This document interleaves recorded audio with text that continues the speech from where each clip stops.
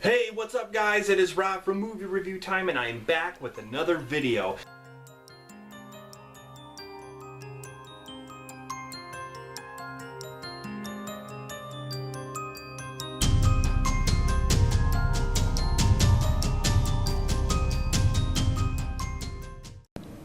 What's up guys? Rob here and I'm back with another Slashback Saturday challenge created by The Horror Man.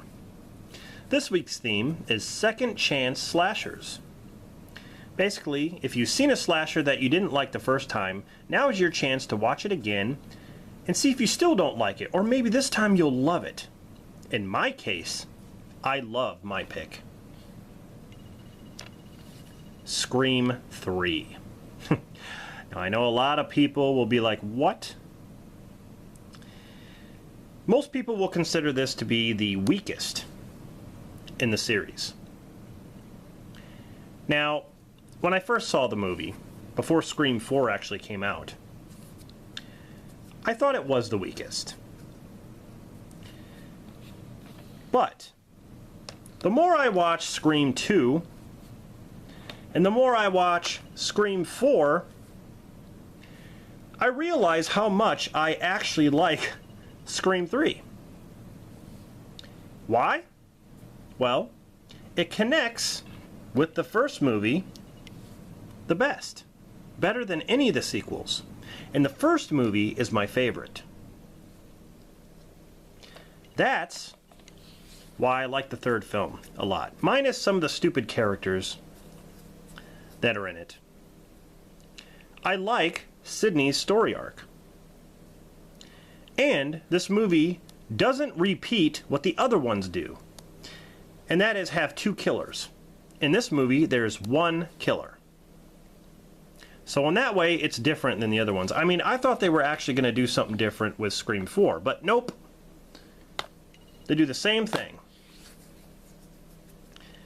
In this movie, Ghostface is stronger, faster, more intense. As quoted from Randy in Scream 2, when you have a horror sequel, usually the killer is faster, stronger, more intense, there's more blood and gore. He was right. Things from the past come back to bite Sidney in the ass, pretty much. I love her arc in this because you find out a little bit more about how her mother died, which was kind of touched on in this film at the end with Billy and Stu. But you find out in this movie why Billy and Stu did what they did. You also find out what Sidney's mother was doing at the time, and the fact that she had kind of a double life. And you got Sidney Prescott, who is more alert. She's stronger. She doesn't take any crap. She's prepared for what's to come. She knows there are people out there who aim to hurt her. And she's ready for it. You have some returning characters. Dewey, played by David Arquette. Gale Weathers, played by Courtney Cox. Got some newcomers. Patrick Dempsey, who's pretty much a cop, but I almost thought they were going to do kind of a romantic thing between him and Sidney, but they don't really push it that far. Then you get to the stupid characters. Jenny McCarthy, who is just there to die, pretty much. Parker Posey, who I cannot stand her. I couldn't even stand her in Blade Trinity. But in this movie, she plays pretty much, she plays an actress who's going to star in a role for the movie that they're doing within the movie. Deon Richmond's in it. But Ghostface stops at nothing to kill people. I mean, he takes on this bodyguard and he doesn't... he kicks his ass. I mean, I love the fact that there is just one killer this time, and the result of the story, the fact that you find out that this killer has a huge connection to Sydney and a huge connection to her mother and a huge connection to Billy and Stu from the first movie, it makes it that much better, and it completes the arc. I love that. The death scenes in this film weren't the best, but they did have some cool ones.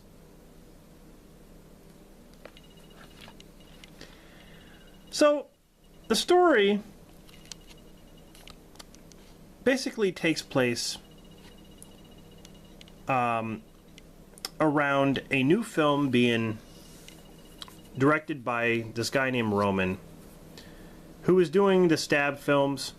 I believe this is Stab 3, where he's trying to direct a movie. So he casts all these characters to be in it. They all get a script. Well, Ghostface starts killing these people according to the way it is written in the script. So it's like the killer is mimicking what's going on in the script. I thought that was really cool. There's actually a scene where Sidney Prescott is on a sound stage, and it's her old house from the first movie, Woodsboro. And they go inside and they kind of recreate what happens in the first film, which I thought was really, really cool. There is a huge twist that happens at the end, and Sydney finally meets her match. There's a really cool fight between Sydney and Ghostface, which is really awesome. And there's a huge story arc. Like I said, there's a huge thing that happens in the third act that you find out. I love it.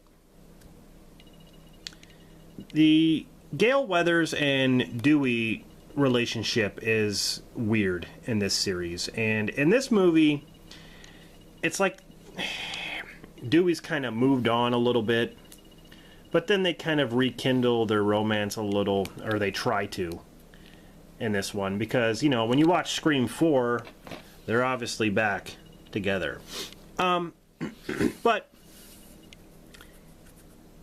this movie doesn't really focus on that. It focuses on Sydney. And that's what I love. It has great music from one of my favorite bands, Creed. And one of my favorite songs from there is What If. I love that song. Has some great bonus material, and the gag reel is hilarious. The beginning, what happens to Cotton, is great too. But I just gotta say, I enjoy this film even more than I used to. I think it's one of the strongest sequels. To be honest, I would consider this my favorite, of course, and this my second favorite. And like I said, most people think that Scream 2 is the best sequel.